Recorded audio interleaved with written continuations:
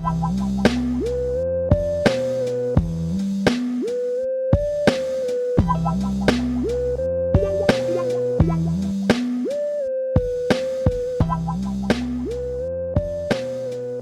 to talk about perimenopause and menopause. I mean, sure. Sure, why not? So, perimenopause usually begins like... It's a new color from Crayola. It's next to the... How do you pronounce C-Y-A-N? Cyan? Scion. Yeah, and periwinkle. It's between those two. Yeah, it's a mix between periwinkle and cyan. Yeah. Or cerulean. I like cerulean. Oh, yeah. Remember that feeling of getting the 64 count of crayons? With The the fresh sharpener in one? it. Fresh crayons. My cock was made out of concrete, man.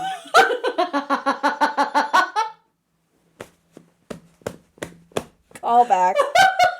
That was great. 5 stars. That was a good one. So perimenopause usually is like mid-40s. Varies completely person to person, like fucking everything else we've talked about. What a relief. I know, right? Isn't it just give you that comfort that you know when it's coming? And that you don't. And then you don't. You're just in a dark room. So this is when like hormone levels and the menstrual cycle start changing. So your ovaries start getting smaller and making less estrogen. Some months maybe they release an egg, other months they don't. Maybe your periods are shorter or longer, your cycle's longer or shorter, or maybe your bleeding is heavier or lighter, or you're skipping. Pregnant? You can still get pregnant. I actually have, with a bunch of exclamation points, pregnancy is still possible during perimenopause. And the thing is, I think you see those like surprise pregnancies because people think they're constantly going when their cycles are regular, I'm not getting my period anymore, so I'm in menopause. Yeah. Because menopause is not going to start until you've had 12 months without a menstrual cycle, which even then I would not be trusting it, to be honest. No, but I personally intend to have a hysterectomy when I am done spawning. That's reasonable. Like the ovaries can stay, but yeah, like I don't need it. I mean, tie them off because I don't want one of those colon babies that you're talking about. No liver babies for me. And like these changes happen slowly over time, so I think sometimes they kind of sneak up on people and they don't realize it. Yeah. Again, because at that point you've got, a teenager or whatever, as if you've decided to have children, then they're a nightmare. Yeah, you're like last episode. Yes. Go back to our episode where we're talking about puberty and the adolescent nightmare. Pubert, the hormone monster. I don't know how we got this far without talking about hormone monsters, by the way. We meant to mention it in the puberty episode because if you have not watched Big Mouth... Oh, how did we not even mention I don't even know. I don't know. Hold on. Big Mouth is the best show. Okay. If Big Mouth had been around when I was like a preteen, I would have felt so much less weird. Oh my God. Like, A+ to Nick Kroll because the writing on that show does such a good job of like destigmatizing so many of the things that kids that age go through. Like masturbation. In a healthy way. Yes. Yeah. And acknowledges that all of those kids, like we discussed in our last episode, you're all going through it at the same time, but nobody was talking about it. Right. So you had no idea. You just felt so gross. Yes. Constantly. You were surrounded by a shame wizard all the time. Yes. And an anxiety mosquito. Oh, the fucking anxiety and that's mosquito. the other thing too, is they have this really amazing the metaphors that they use and these different characters that they develop capture these experiences just so well. Like the hormone monsters are so fucking funny, but also so accurate. So spot on. Maury is the hormone monster for the guys. Connie is the hormone monster for the girls. And fucking Connie, I swear, when the girl goes off on her mom and she slams her bedroom door, and then Connie is there and goes, "That was great! No notes!" It's like so proud of her for screaming at her mother. Yes. It is so just spot on. Take that, Shannon! It was Let's go take a bubble bath. Yeah, I mean, Maya Rudolph kills it. It's so excellent, and it's on Netflix, just to be clear. There's a bunch of seasons of it now, and I remember watching the first season. I was like, "Oh my god, this is so vulgar." Yes, but it was so accurate and extremely funny, and it's just these like pervy kids, yes, these preteen kids hitting puberty, especially full of the hormones. boys. Yeah. Just, like, figuring out and, like, feeling bad because their penis hasn't grown. Yes. The way their peers have, that, you know, girls are getting their period on a school trip. Or their boobs haven't started developing yet. Yes. Or, like, just a whole list of... Also, they deal with, like, changing family dynamics, divorces, parents who are grossly open with how much they love each other. Yes. Parents who are super uptight and suppressed. Yeah. Yes. It just has like such a good, it covers so many bases. So many. It is just 10 out of 10. There's a depression kitty. Yep. There's the love bug. Yes. it really is. And those different roles also evolve. So like the love bug could then turn into that hate snake. Yes. That was wrapped around somebody's neck that as the hate grows, it gets bigger and like weighs them down. Yes. So just the imagery that they use is so excellent, and and it's also like extremely funny. So funny, and also extremely graphic and gross. Yes. Like Coach Steve. Yes. Make think in the warm. Yes, I could have done without that, but thank you very much. They also deal with sexuality. And, they do. Yep. You know, discovering your sexuality and your preferences and those first boyfriends and girlfriends and how like fucking toxic it is no matter who it is. Yes. Yeah, spectacular show. I can't recommend it enough. And I can't believe we didn't talk about during the puberty episode, even though I made a note about it because I was like, oh, I should have mentioned that. Yeah. So Nick Kroll, if you're listening, I mean, why wouldn't you be? Please sponsor us.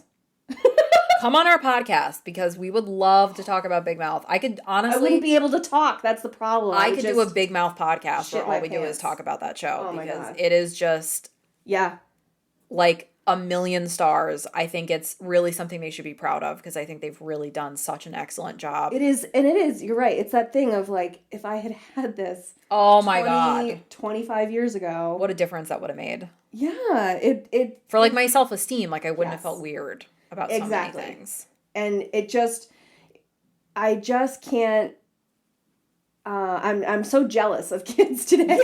Yes, in that way, I'm like. That they get to have Big Mouth to kind of help them understand puberty even. Yes. And like that base, it's vulgar, but like, let's be real. I'm not going to stop swearing around my kid. I am who I am. Me and Popeye. Yeah, it's gonna happen.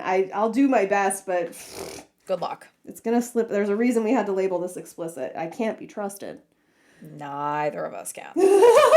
But anyway, so yeah, as an aside, if you haven't watched that, watch it because it's great. It's a really great show. I think they actually have a new season coming out soon, and I think they just did a spin-off to that Human Resources about the hormone monsters, which was also great. Yes. But anyway, back to menopause. You know. The average age of the last menstrual period is 51. Oh, but wow. like also that's way later than I thought it was. Yeah, they're saying so the average length 40 is the new 30. So what you're saying is the average length of perimenopause is 4 years, but it can last like over 10. Absolutely not. Which is like... Take my uterus. Take it. Give it to somebody who wants one. I'm not using it. I'm done. Give it to Goodwill. I don't give a shit. Feed it to Hillary Clinton. Whoever you need to give this... No, I'm not doing 10 years of perimenopause. You can eat my whole dick. No. Anyway, I'm fine. Well, you know, it's funny that triggered you to go off on that thing because I have a note here that's a really long period of time for something that I feel like is not discussed. And 50% of the population is dealing with this change. And I have in all caps for 10 years. No. Crazy. So, you know, in the 40-Year-Old Virgin, when he realizes that his coworkers know that he's a virgin now, and he goes home and he's just walking from room to room screaming. Yes. That's me. And you'll know that I've hit perimenopause. Yes. Because that's what I will be doing. Would you like to know the signs and symptoms Is it that you have outbursts about perimenopause? Because if I've hit perimenopause at the age of 35, no, I quit. I will just lay down in the middle of the road and wait for death. It's so long. Okay. So in the months or years leading up to menopause, also known as perimenopause, these are the signs and symptoms.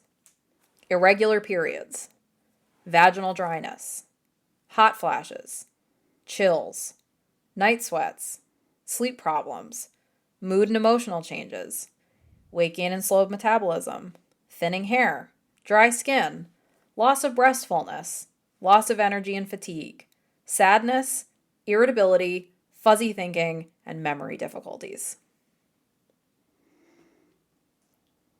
Sorry, everybody. I'm sorry, but sadness and fuzzy thinking? That's my baseline. Right, like, why? It's bizarre to me and pissing me off that they're not using, like, depression and brain fog. Like, they're using these, like, kid glove words. Yeah, I don't know where. God, you just have the SADS. That might be from Healthline. Blue, pal. You just wake up on the wrong side of the bed for 10 years in a fucking row. Maybe I'm sad because I have severe vaginal dryness, because that would make me sad. Maybe I'm sad because I not only have severe vaginal dryness, but I also have massive ass crack sweat apparently in the middle of the night when I'm not sleeping, and I have hot flashes but also chills at the same time. So my underwear is soaked through because I've sweat myself to death, but my vagina's too dry to even get off with my partner. Cool. Thanks, Jod. What? I told you that this was just going to be a very upsetting episode. I forgot that warning. Yeah. So the loss of estrogen, because, your ovaries are shrinking, leads to a decrease in serotonin and dopamine levels in the brain, which obviously is then going to worsen things like depression and anxiety. And the emotional symptoms can be more pronounced in women with ADHD because emotional dysregulation, we know how that goes. As if you didn't just have a front row seat. And it wasn't positive this time. Nope. And it's also not uncommon for people who maybe had like mild ADHD symptoms in their 20s and 30s to have worsening symptoms starting in their like mid 40s. That makes sense. But I mean, on the bright side, sometimes that worsening of symptoms can prompt a diagnosis. Maybe it's something that you didn't know about for the last, if we could get the DSM to cut the shit with this, your symptoms have to have been there since by the age of 7. Ridiculous. It's nonsense, especially if sleep deprivation, PTSD, they're thinking can now trigger ADHD, which I don't think that that's necessarily what happened with me, but I do think that that certainly spiked my symptoms. Oh, definitely. In a fucking horrible way. When your brain is in a state of panic, yeah, of course you're going to have trouble concentrating. Yeah. I mean, I think that is ultimately what led to my diagnosis was my PTSD. I for sure had it all along. But I was coping, I guess. Right. Getting through. I didn't have the comorbid anxiety and depression. Yeah. That was my special add-ons for PTSD Superstore. That's my nice little cocktail that I got. I got a BOGO deal on mental health.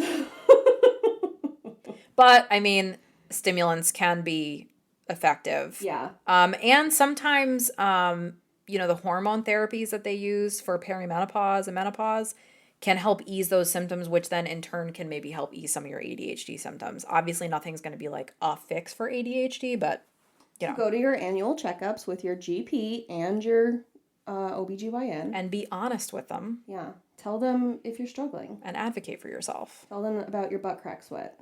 Tell them about the butt crack sweat. Tell them about the vaginal dryness. Let them know that your boobs are deflated and droopy.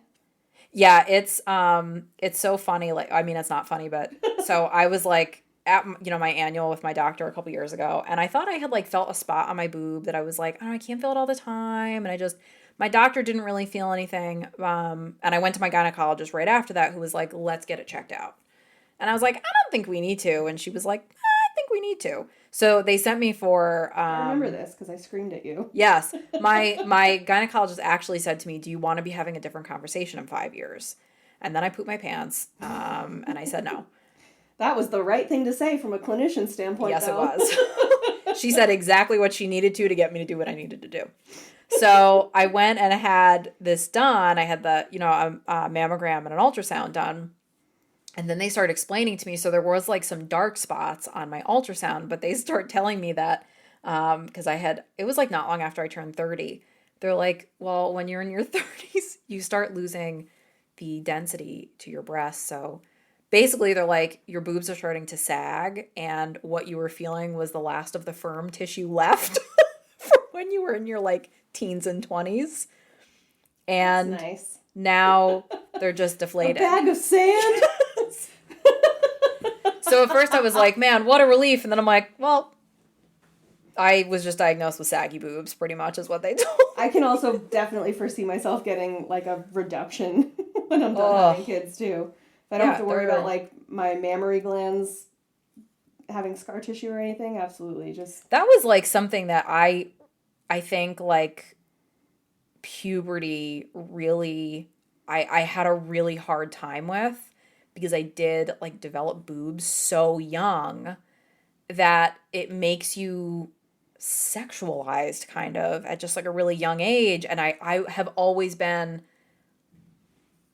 I mean, I can probably count on one hand the number of times like my cleavage has ever been showing, because I'm just so modest when it comes to that. And I just don't want anybody looking at them, thinking about them.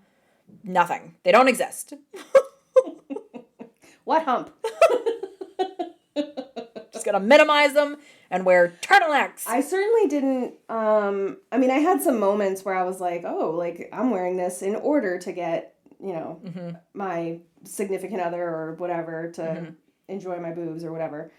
But I don't feel as though I've ever gone out of my way to create cleavage. Mm-hmm. It just exists. But it's also that thing of like the clothes that were available for girls my age. Yes.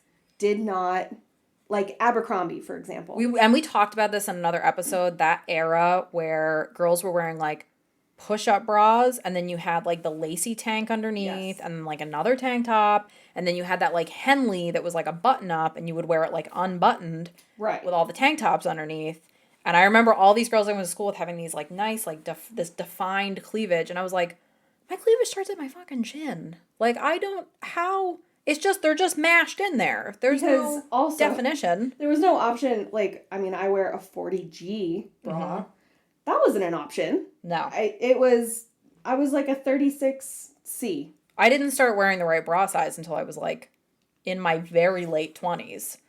I did not start. Well, I was probably when I was 30 and at my lowest weight, I was probably wearing about the right size, mm-hmm, more or less. But I was wearing like a 34D. I was probably closer to like, I mean, I probably could have been like a 34C, frankly. I was, mm-hmm, getting pretty tiny, but the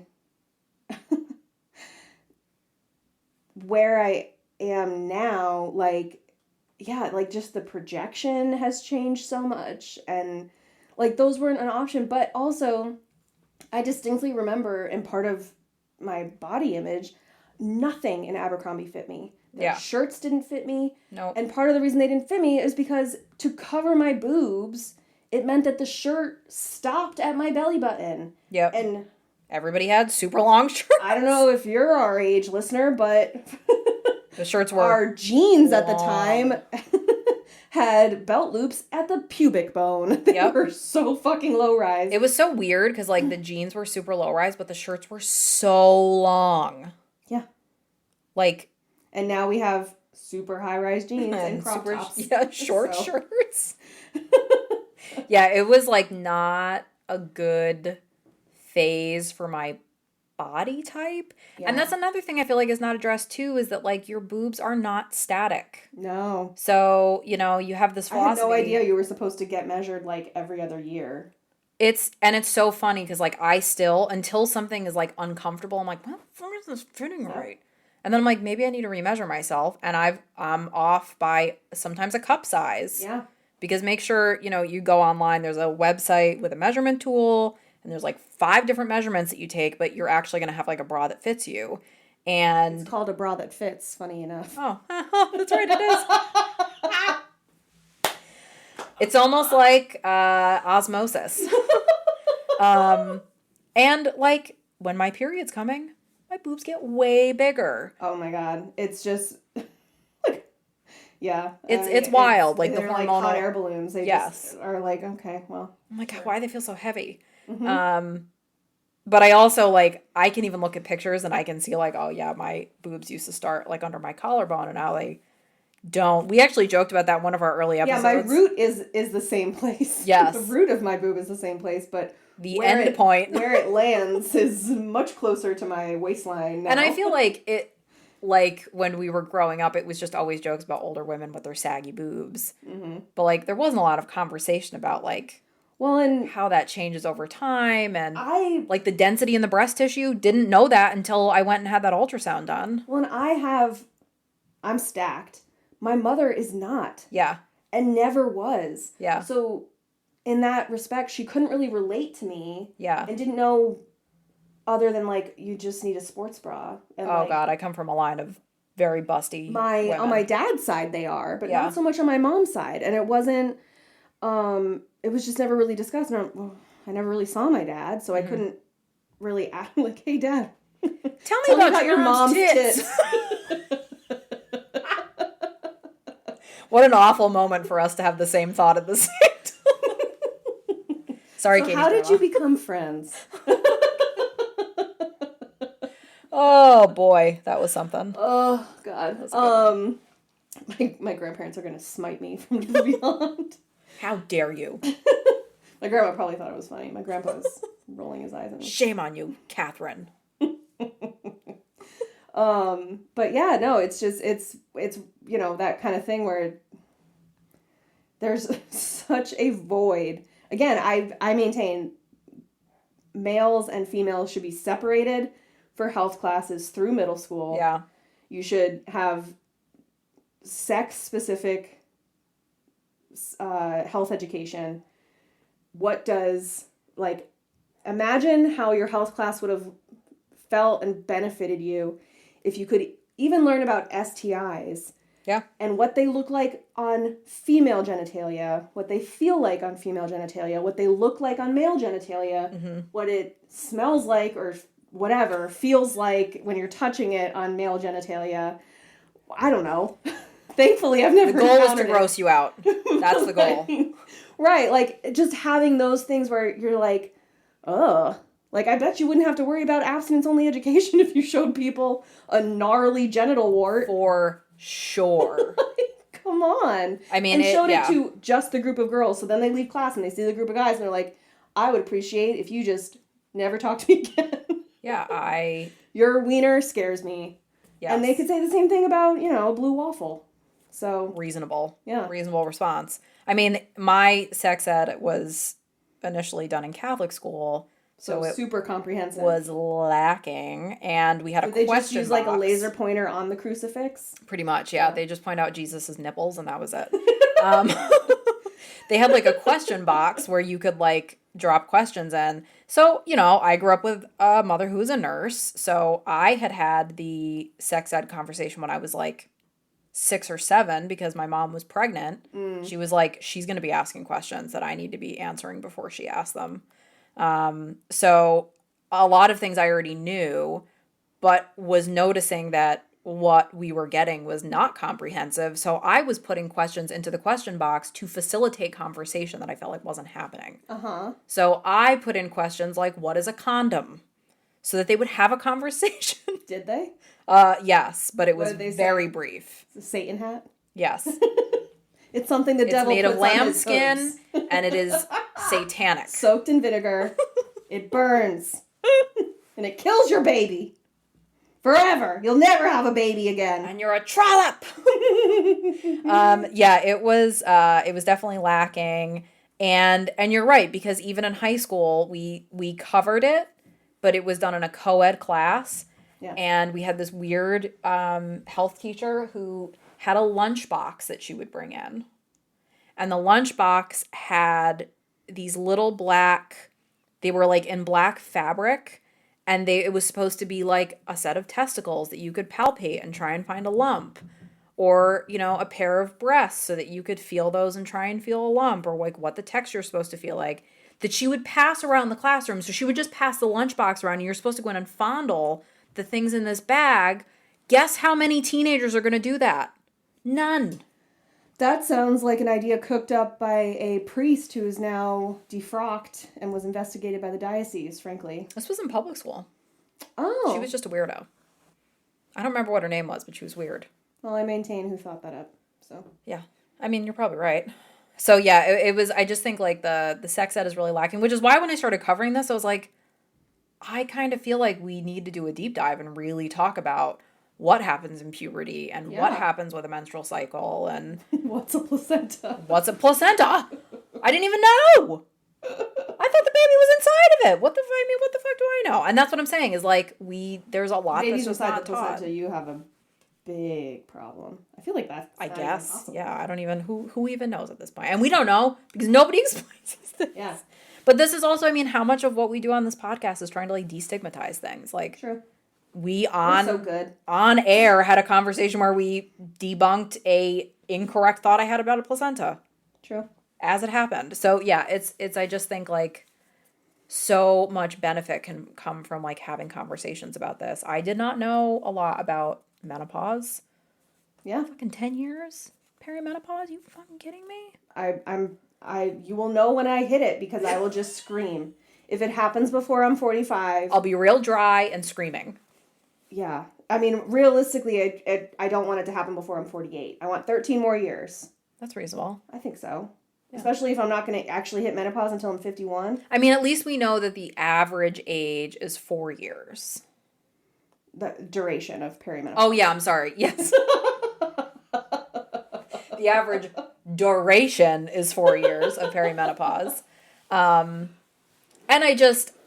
I would like to think of it from a more positive light and think about like how freeing it is that I'm going to hit that point and I am not going to have 2 weeks of PMSing with then a week of feeling like garbage. Yeah. And the money that goes into buying new period underwear and trying out a different cup and... Yeah, all you need then is to like stock up on lube. Yeah, apparently. That's it. And if I can just buy like a big bottle, yeah, then that's fine. Yeah. An air conditioner, fine. I can manage that. For sure. So I do think that there's like I'm trying to think of it from the context of like how freeing it would be. Then you're almost living like a man.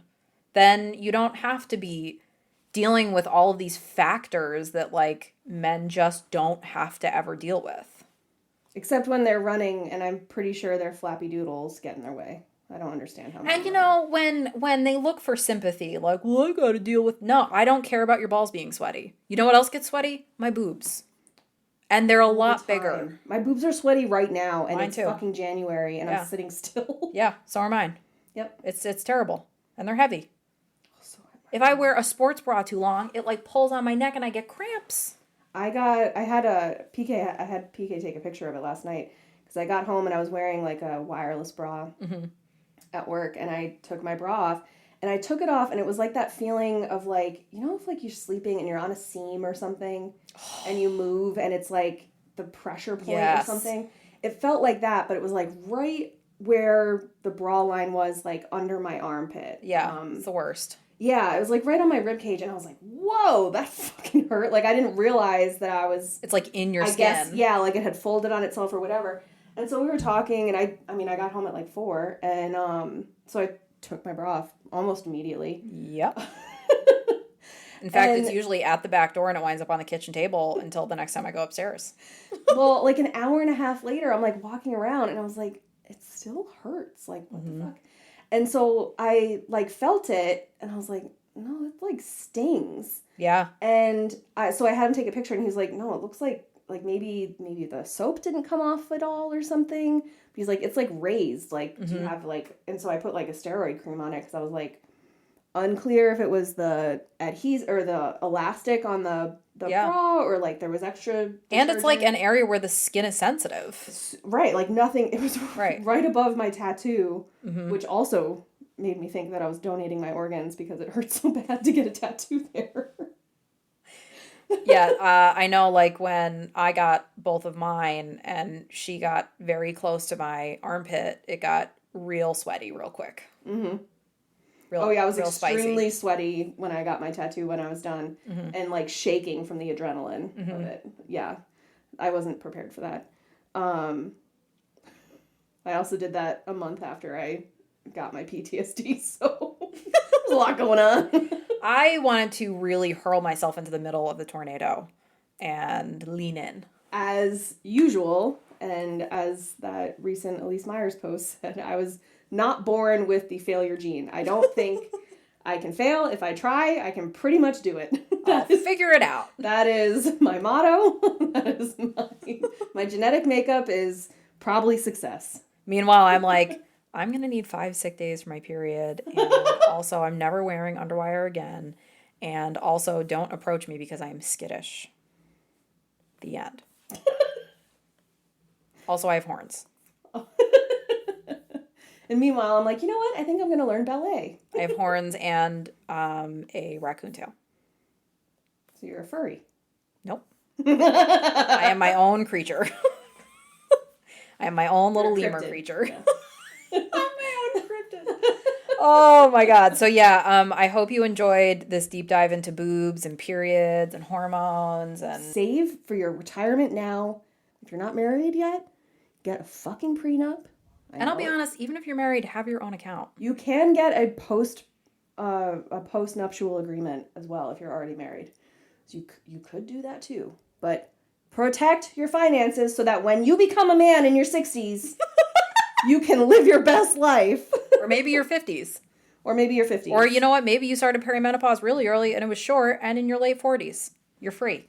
Right. As a bird. And then you can just have the best retirement with all of the monies. And no periods. And way less hormone fluctuations. Way less hormone fluctuations and better management of your ADHD. Because you can just take your stimulants and be managed that way. And live your life. And just do an eat, pray, love thing. But it's like eat, travel, swim in cerulean. And drink. Seas. Yeah. Get drunk. And if you're not close to that age, monitor your symptoms.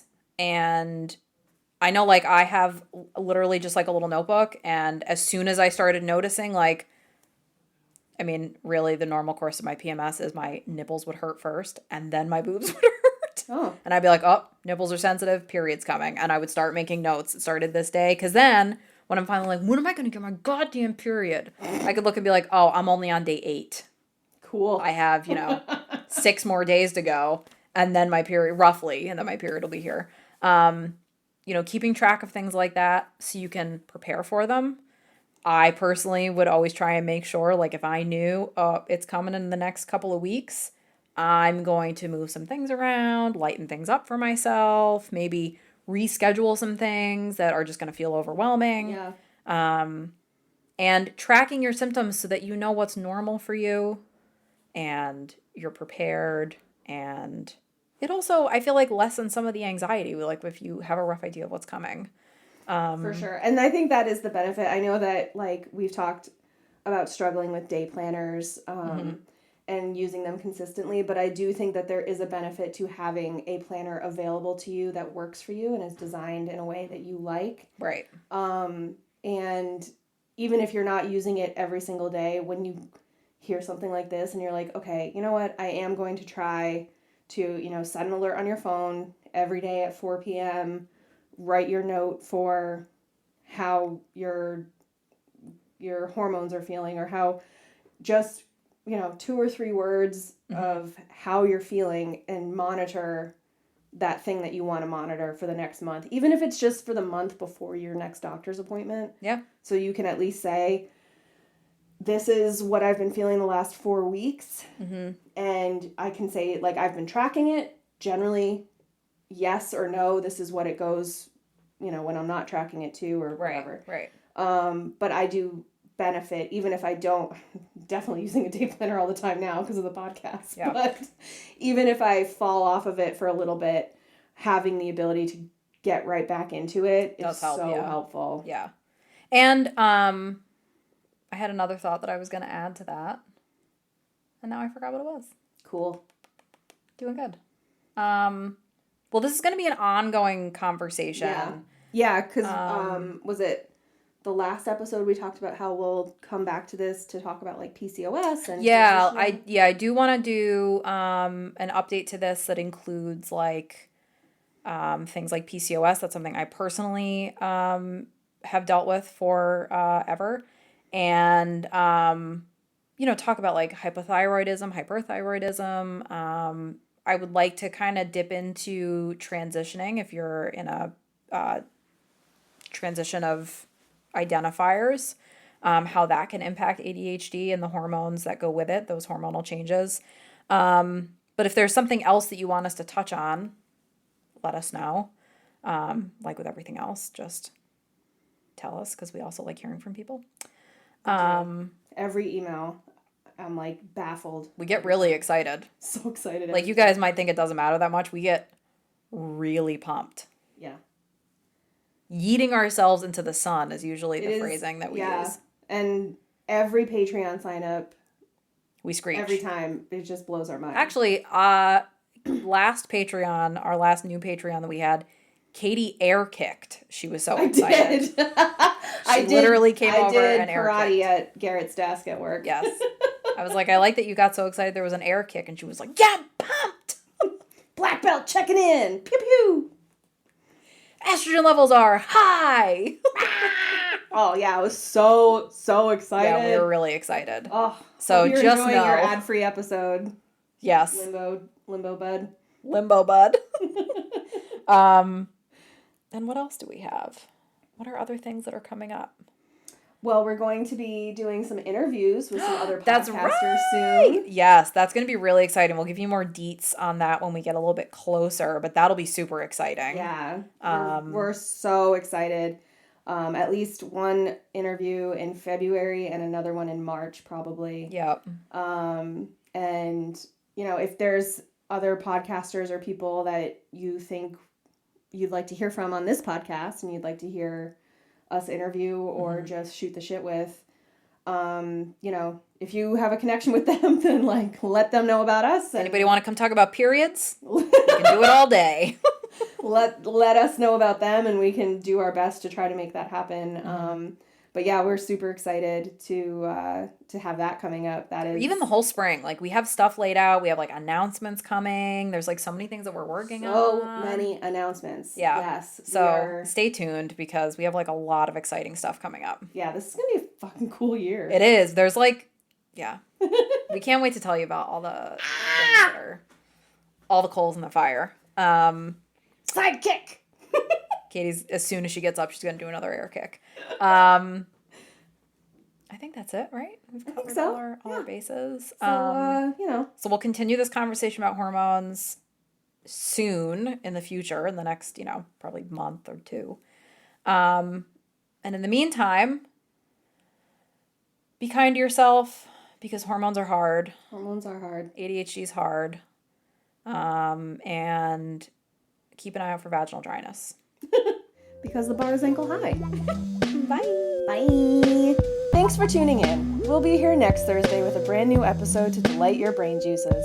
In the meantime, the best way to support us is to leave us a 5-star review on Apple Podcasts, Spotify, or your favorite podcast streaming platform. You can keep up with us during the week on Instagram and Facebook at The Bar is Ankle High, and on Twitter at Ankle High Pod. If you want even more ankle high hot takes in your life and have a few dollars to spare, consider joining our Patreon at patreon.com/thebarIsAnkleHigh. We post bonus episodes there full of our karaoke attempts, Am I the Asshole discussions, and wondering how we even managed to survive this long. Patreon subscribers also get exclusive access to our secret Patreon-only Facebook group and get added to our close friends list on Instagram. Until next week, remember to be kind to yourself, because the bar is ankle high.